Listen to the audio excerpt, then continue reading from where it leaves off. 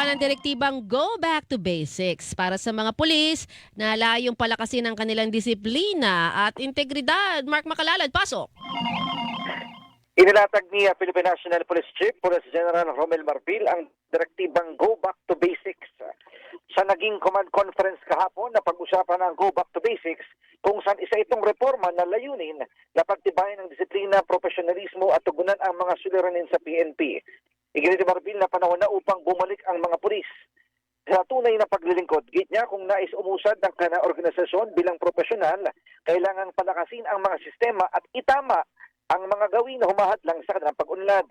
Kasunod dyan, itinalaga ni Marbil sa Deputy Chief PNP for Administration, Police Lieutenant General Jose Melencio Nartates Jr.